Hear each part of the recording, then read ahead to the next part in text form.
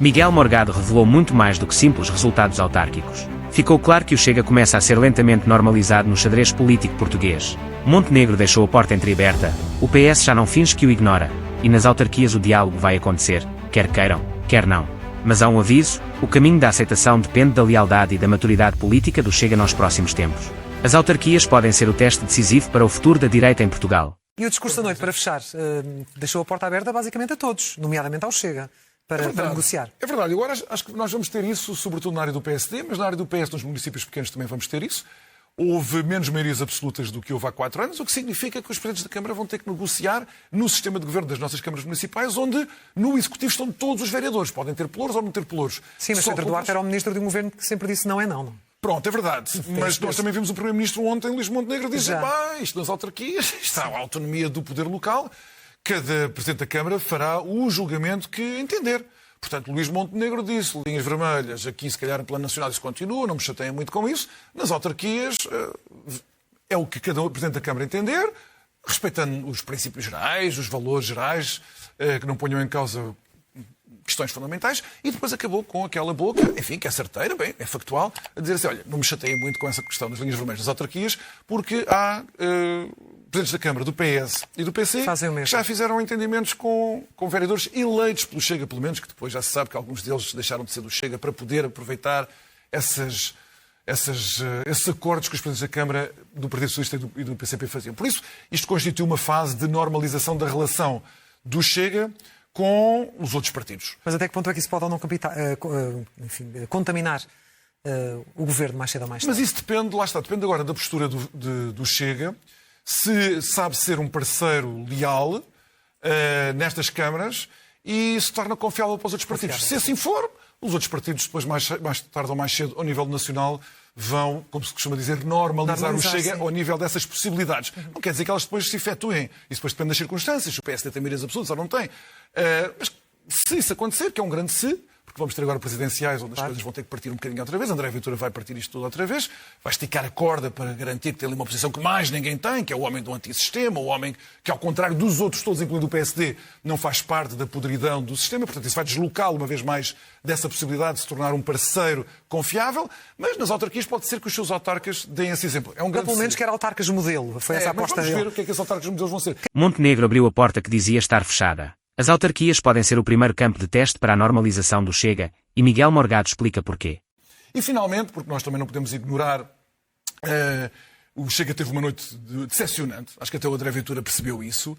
É verdade que triplicou o número de votos, é verdade que está lá a implantação no território, o único partido que teve candidatos em todos os municípios, alguns candidatos nós sabemos que de que estirpe são, mas enfim, foram a todas. Nem o PS nem o PSD tiveram candidatos a todos os municípios. Isso é tudo verdade. Mas no final, ficar com 3 câmaras desiludiu toda a gente no Partido Chega. Do Chega não tinham nenhuma, e se têm 13 é porque ganharam alguma coisa, não é? É verdade, mas se eles não tivessem tido as legislativas que tiveram, podiam dizer, não tinha. Portanto, é só a gestão das expectativas. É muito importante, porque apesar de tudo, o Chega tinha se tornado o segundo maior partido português e não conseguiu nem de perto desafiar, já nem estou a falar do PSD, estou a falar do PS. É verdade também que vai desequilibrar muito a governação nas câmaras, porque em muitas teve uma votação muito expressiva. Sim. E vai ser indispensável para viabilizar muita coisa, mesmo que não haja pelos para os vereadores do Chega para viabilizar orçamentos e por aí adiante. No entanto, o único triunfo que teve, e é um triunfo de registro, temos que ser justos, é o de Rui Cristina, que era um antigo militante do PSD, que tinha sido presidente da Junta de Freguesia de Almancil, que é do Conselho de Lolé. Não tinha conseguido ser Presidente da Câmara em Lolé e candidatou-se agora pelo Chega a Albufeira. Albufeira é um município muito importante no Algarve, tem um orçamento muito importante e é muito característico do tipo de problemas que deram a vitória ao Chega nas legislativas. Segurança, imigração, turismo, preço de habitação a disparar, aquele tipo de coisas que o Chega tem explorado, mesmo que muitas vezes não tenha uma solução programática muito rigorosa, mas tem conseguido explorar, e sobretudo no Algarve. Portanto, ele venceu, sai do PSD e vai para o Chega, e tem um triunfo que é inequívoco e expressivo. E que ainda por cima é também um tiro nos porta-aviões Algarvio laranja. Sim. O PSD perde 2 conselhos muito importantes, Faro e Albufeira, no grande desastre que foi o PSD no Sul, que só foi, enfim, um pequeno paliativo em Beja, como vimos há pouco. Mas ficar sem Albufeira e sem Faro ao mesmo tempo foi um revés muito grande para o PSD. Miguel Morgado analisa o desempenho do Chega nas autárquicas. Apesar de crescer em votos e presença nacional, o partido ficou aquém das expectativas. Ainda assim, uma vitória em Albufeira do candidato Rui Cristina muda o jogo político no Algarve.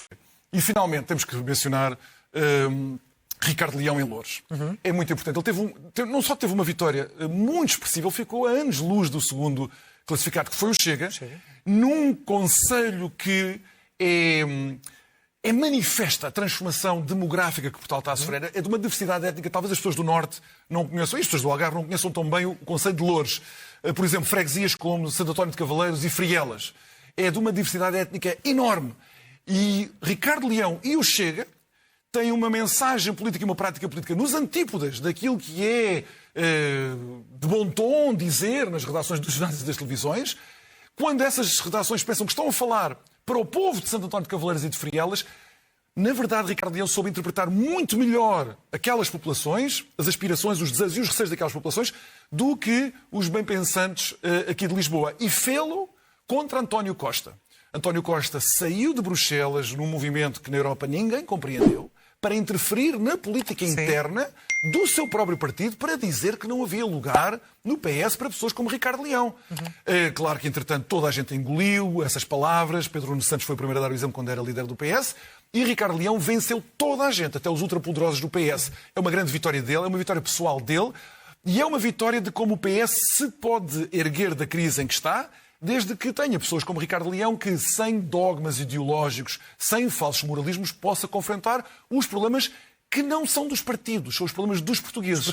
É uma reflexão a fazer pelo próprio PS.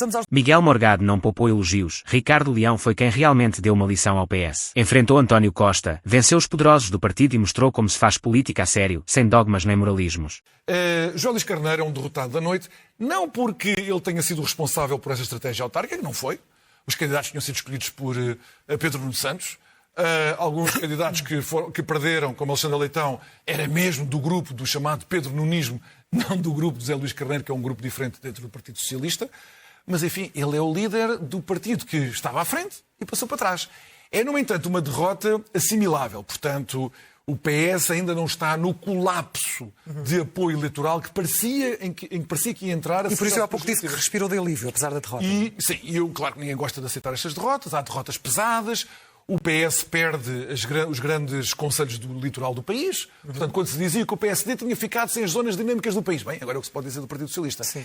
Mas tem alguns consolos. Tem o consolo de ter mantido uma parte substantiva da sua base eleitoral, que estava a perder nas legislativas e agora recupera. Portanto, parece que tem melhores candidatos autárquicos do que líderes nacionais, aparentemente.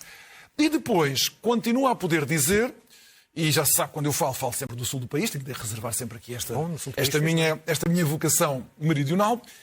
O PS pode dizer que continua a mandar no Sul.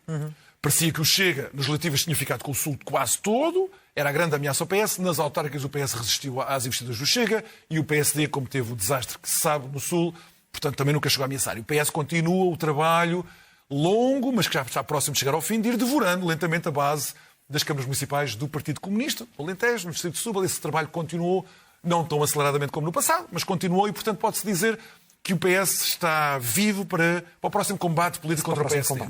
Não entrou num colapso total. Mas, José Luís Carneiro é o secretário-geral do partido, tem que aceitar a responsabilidade destas derrotas. Miguel Morgado analisou sem rodeios. José Luís Carneiro é o grande derrotado da noite. O PS perdeu terreno, salvou-se por pouco no Sul, e agora resta-lhe encarar a dura realidade. O partido está longe do colapso, mas também longe da força que já teve. Segundo grande derrotado da noite, ou talvez o primeiro até, Alexandre Leitão. Não só por ter sido uma derrota mais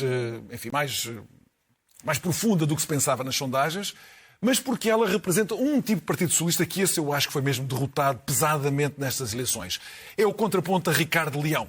Portanto, há dois PS, um que quer enfrentar os novos problemas do país sem aqueles complexos ideológicos, com maior pragmatismo, ser um partido de centro-esquerda ao serviço com o pragmatismo das causas habituais de um partido de centro-esquerda, e depois o PS, que reavivou com o António Costa e com a Geringonça, muito próximo do Bloco de Esquerda, muito dado a causas woke ou a revolucionarismos de vanguarda, esquecendo às vezes até a sua vocação tradicional de estar relacionado com as desigualdades sociais, com os problemas das classes médias baixas, das classes trabalhadoras. Alexandre Leitão representava esse PS, orgulhosa de uma coligação que era uma espécie de ressurreição da geringonça, para ser uma plataforma para outra coisa depois maior no país, embora seja o PCP, e ela foi copiosamente derrotada. Ela foi uma má candidata que estava mal rodeado, por exemplo, de Mariana Mortágua, que é um peso morto em qualquer candidatura nacional ou autárquica.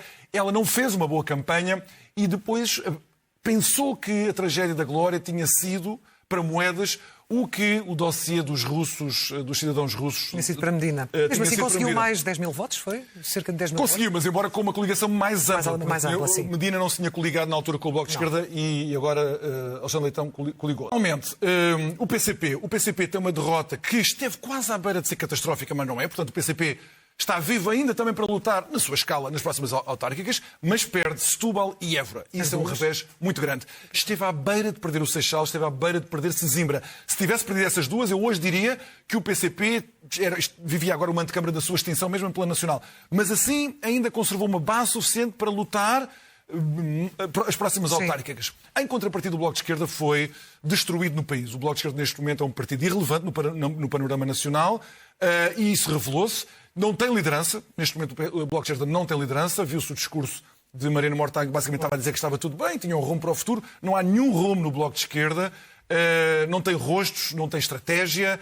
E falhou a sua última desesperada tentativa, que era de crescer à custa de uma nova geringonça em Lisboa. Para Miguel Morgado, a derrota de Alexandre Leitão foi mais do que eleitoral, foi simbólica. Representou o fracasso de um certo PS preso ao passado, às velhas alianças da geringonça e a causas que afastaram o partido da classe média e dos trabalhadores. Enquanto figuras como Ricardo Leão mostram um novo caminho pragmático, Leitão encarna o socialismo ultrapassado que o eleitorado rejeitou. E se o PCP ainda respira, o Bloco de Esquerda, esse, diz Morgado, está praticamente irrelevante no mapa político português. O que achou das declarações de Miguel Morgado? Deixe sua opinião nos comentários e faça parte deste debate.